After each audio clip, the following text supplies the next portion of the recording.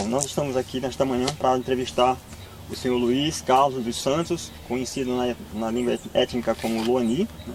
E o título do trabalho é O Último Falante da Língua Tupi, Nambá-Jaguari, em Manaus. Nós gostaríamos de fazer a seguinte pergunta sobre o seu passado, senhor Luani. Quanto tempo você viveu em sua aldeia? Aproximadamente na minha aldeia, eu vivi muito tempo, né, desde da minha infância, né, que eu nasci dentro de uma aldeia indígena. E nessa época aí que eu nasci nessa aldeia aí, então a minha saída da aldeia lá, mais ou menos, era mais ou menos na faixa de uns 9 anos para 10 anos de idade que eu saí de lá de dentro, porque essa aldeia, hoje ela se considera como extinta, porque houve um grande massacre na época, né, na cidade na qual eu nasci, chamada Santa Cruz da Vitória hoje, que tem um dote lá, inclusive na área lá onde era a minha etnia, lá tem a prefeitura municipal de Santa Cruz da Vitória. Então aí não tem como, então as viagens que eu fiz para poder, depois de adulto, que eu fui lá nessa cidade, eu não gostava de lembrar, porque ali eu lembrava do meu passado, então as visitas ali eram precárias, eu não gostava de ir lá porque vinha na lembrança tudo que eu tinha passado ali com a minha mãe, que já não existe mais. Então ali era tudo mato, hoje essa cidade era tudo mato fechado naquela época. E ali existia, no lugar daquela prefeitura, tinha uma grande oca da aldeia, essa aldeia minha, Tupinambá-Jaguari, dos Jaguari, os guerreiros Jaguari. E ali foi na época que foi, como acontece dia a dia com os índios, hoje ali existia muitos fazendeiros, existem essas pessoas, aqueles fazendeiros que perseguia e persegue até hoje muitas etnias do Nordeste.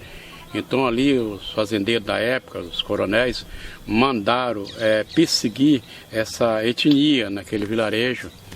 E ali era um ponto de estratégia, então ele queria aquele lugar. E ali houve um grande massacre, faz muito tempo, aí me foge muitas coisas da memória, né, que eu era pequeno.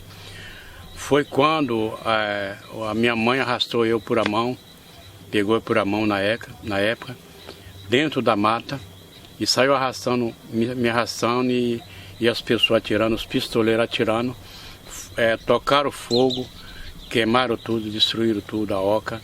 E aí foi um grande massacre que ficou na memória. Então eu tinha ficado isolado muito tempo porque eu não queria lembrar dessa situação, né?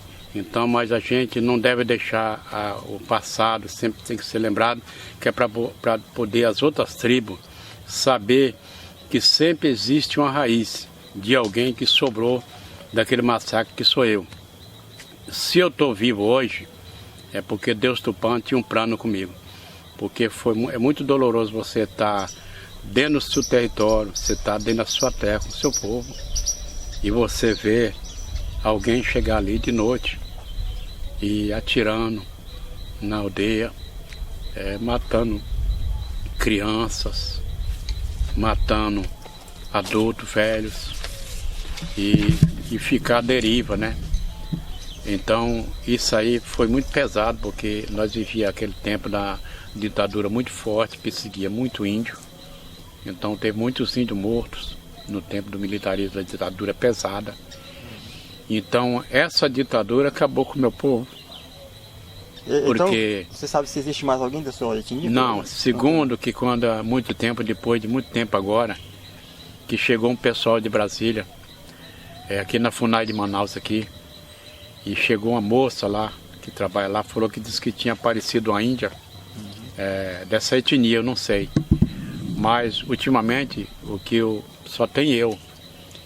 Que eu não sei se tem mais algum jaguari, se eles mudaram de nome com medo de morrer.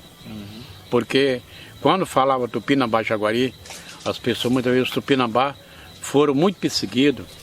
E até hoje, eles são perseguidos tradicionais. Não é diferente da minha etnia. A perseguição foi massa, eles destruíram tudo, acabaram com tudo. Quer dizer, da minha etnia só estou vivo, agradeço a Deus Tupã e a minha mãe, Jamuara, que ela foi muito corajosa, que o nome Jamuara significa filha da lua no idioma. E se não fosse a minha mãe, hoje eu não estava vivo contando esses fatos, essas histórias. O meu pai, na época do massacre, meu pai ele já é morto, minha mãe também é morta, não existe mais ninguém vivo.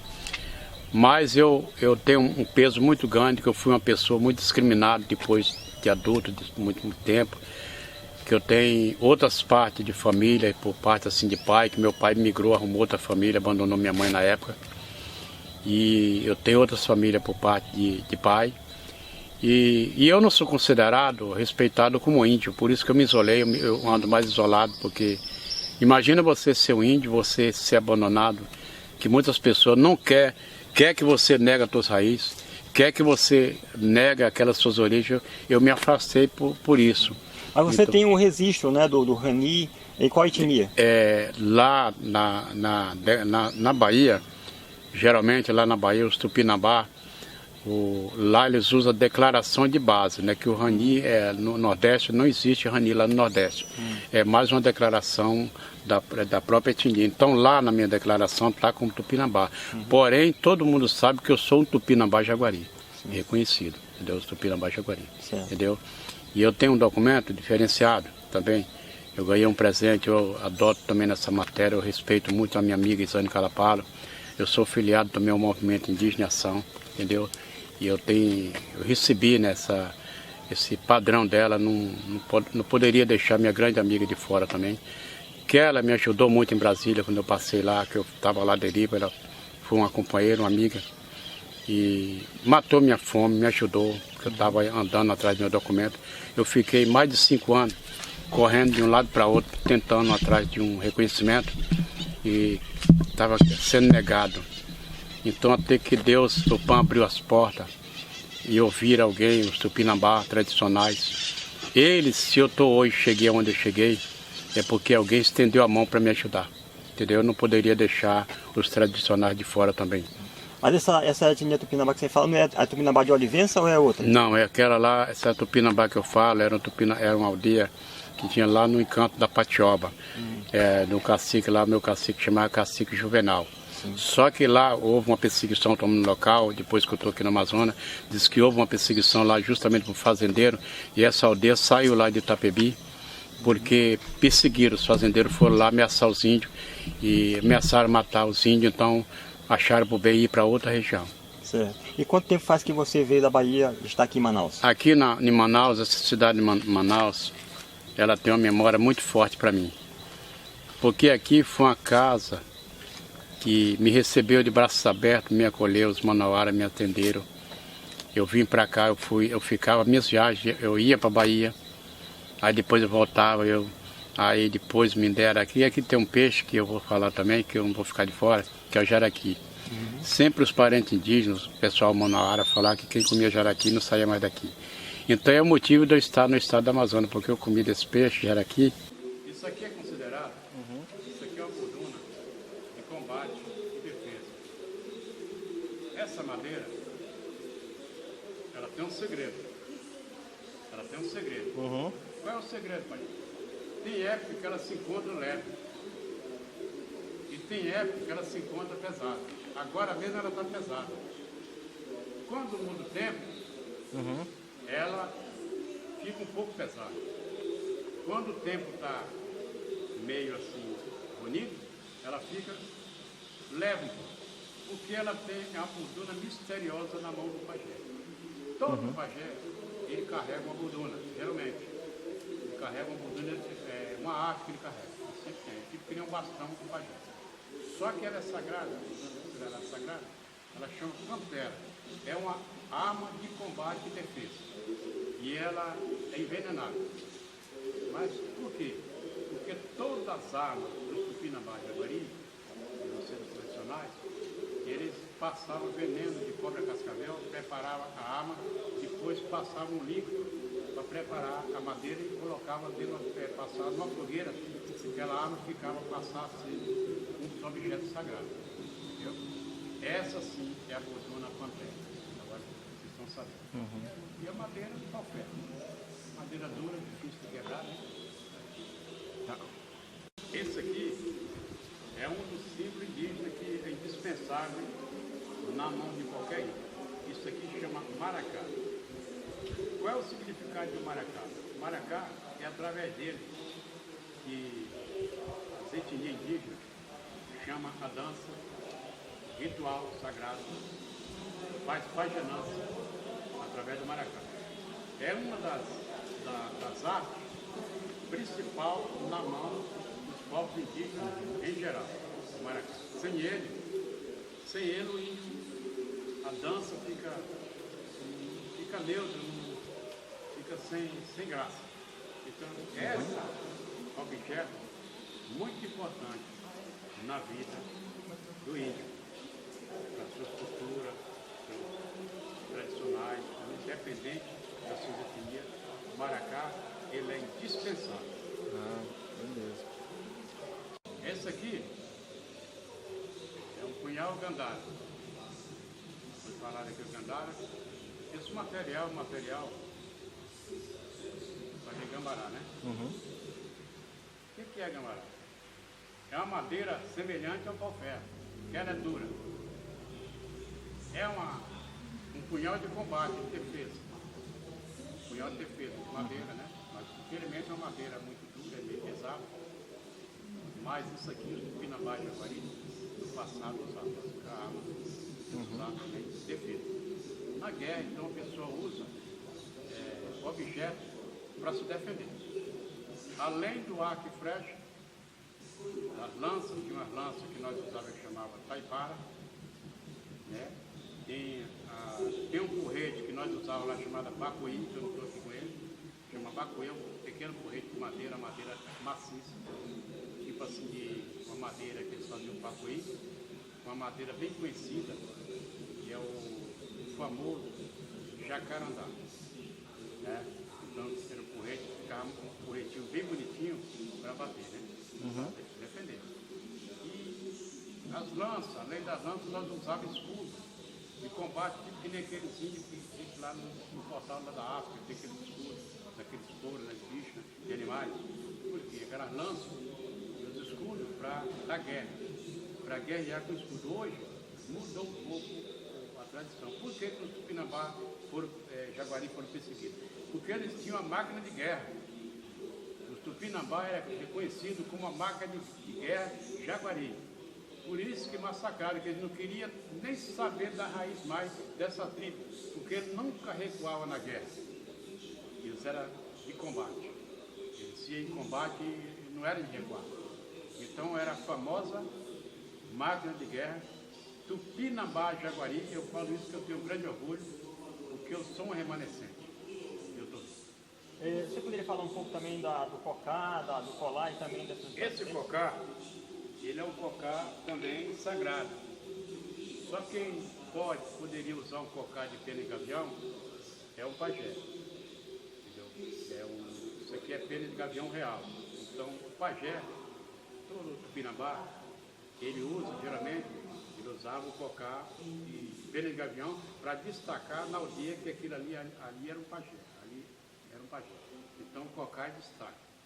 Então, essa da frente é o couro de osso. Hoje está em extinção, não pode mais fazer mais nada, então isso aqui hoje está mudando. Mas isso aqui é couro de onça, isso aqui é o símbolo, a marca da aldeia do Tupinambá.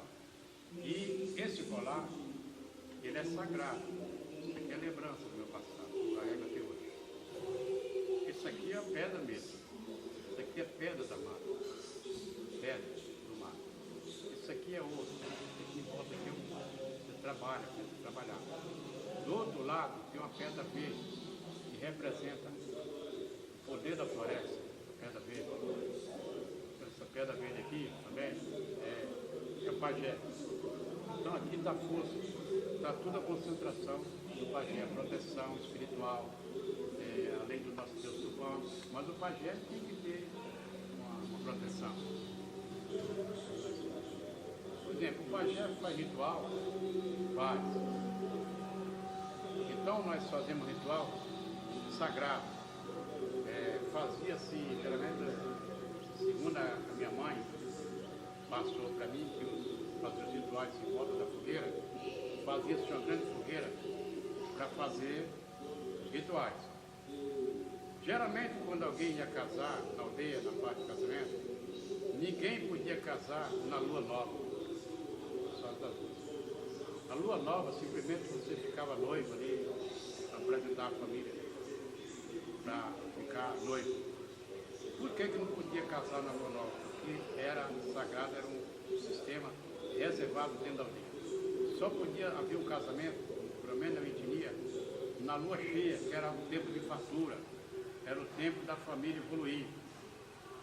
A lua minguante, geralmente, não era muito servido para nós, para o índio, porque era uma fase ruim.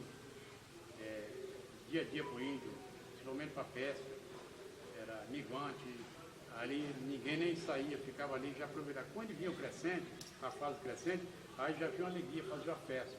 Mas, geralmente, ninguém queria lá fazer a festa na lua minguante, porque geralmente não produzia nada, não dava quase nada.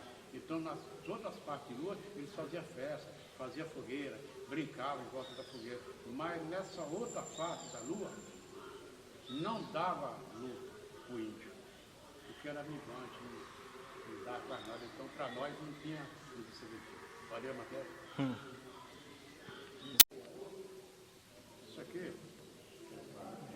Pode isso dar. aqui é um cachimbo. Você usa diariamente ou só nos rituais? Isso aqui, o cachimbo, geralmente eu uso cotidiano, porque sem ele o pajé fica fraco. Então, cotidiano, você faz quando você vai rezar, fazer sua reza, tem que ter o cachimbo. E o pajé trabalha muito no campo dos encantados, entendeu? Trabalha no mundo espiritual. O pajé navega, geralmente o pajé navega no mundo espiritual. Eu, por exemplo, eu navego no mundo espiritual, porque eu me concentro na reza. E eu viajo, eu vejo, meus antepassados chegam a ver visões, o pajé tem visões, então o cachimbo dá visão para o pajé.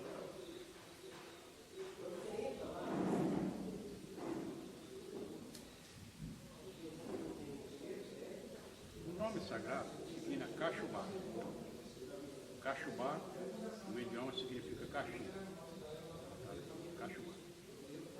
Isso aqui é a fortaleza. Significa quanto mais amplo. Isso aqui é o símbolo, significa o símbolo de vida. Então, o pajé ele tem uma vida, assim, geralmente os pajés têm uma vida prolongada. E, segundo as tradições, o pajé se encanta. Quando ele chega a certo limite de idade, ele vai para os encantados. Tem uma hierarquia muito forte diante dos pajés. Então, como eu sou um tupinambá, estou aguardando esse prazo. Quem sabe um dia o pajé não vai se encantar. O idioma ficou perdido no tempo, porque eu abandonei e não tinha com quem falar mais, então foi abandonado. Você consegue lembrar quantas palavras mais ou menos assim no Tupinambá? Você poderia falar tipo assim, em Tupinambá e em português algumas palavras? Por exemplo, lá no cotidiano, quando o índio quer cumprimentar o outro, a palavra pacuá significa bom dia. Pacuã significa boa tarde. Pacuanã significa boa noite.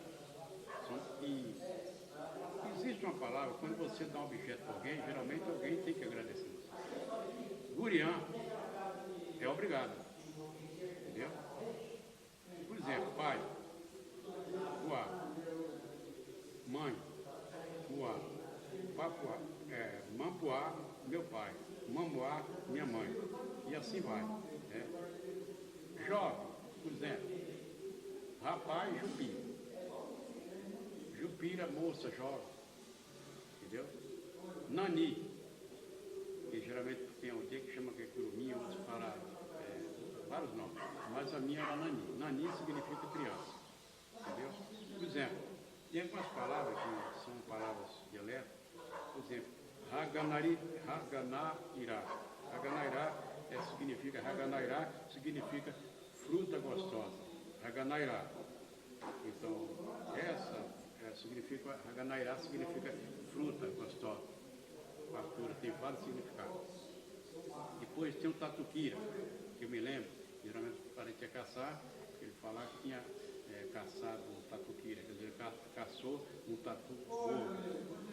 A palavra quirá significa gordo, meio gordinho, mas já está meio magro, né? Então, tatuquira. Depois tem lá o airu, no caso assim, me lembra um papagaio, uma ave muito bonita que tem aí. Depois tem algumas coisas que você mata lá, peco, tem peco assim, galembro do bicho, das águas.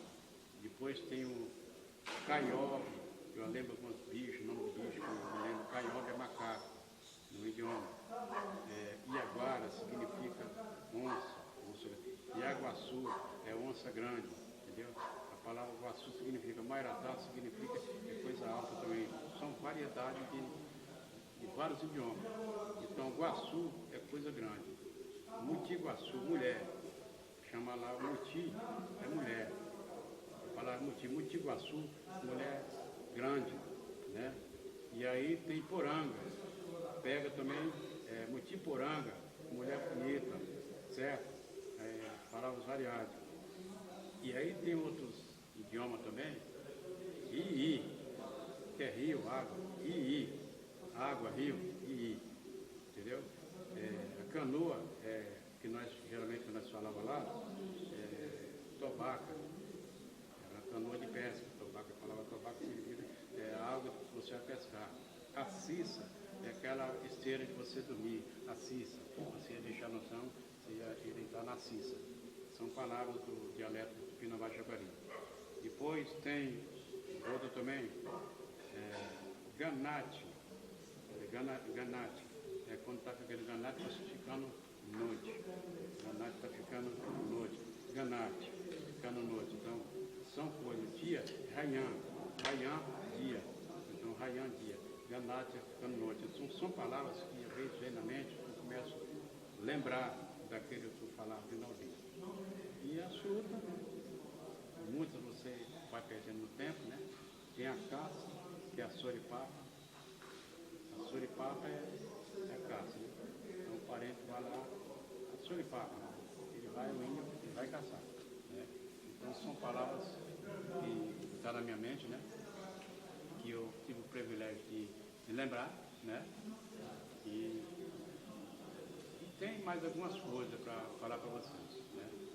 Vocês, assim, vou falar para vocês um pouquinho aqui, algumas coisinhas, né? Você muti poranga, no caso, por que não jupira poranga? Nossa, entendeu? Muriano. Obrigado.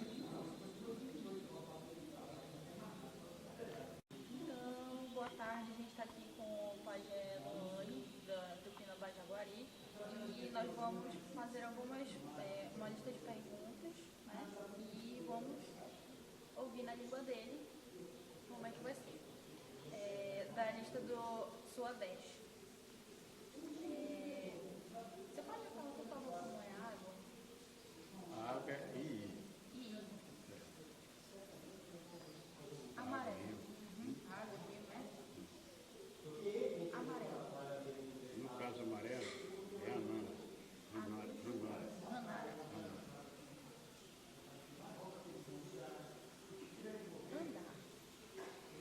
Curitá.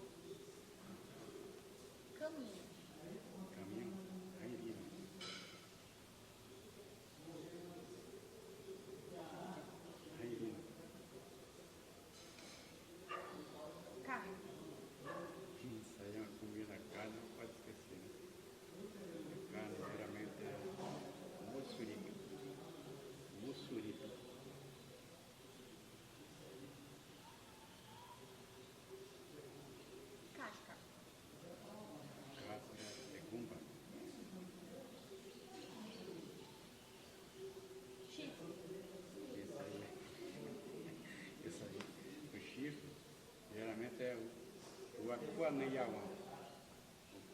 Guaniawa. Guaniawa.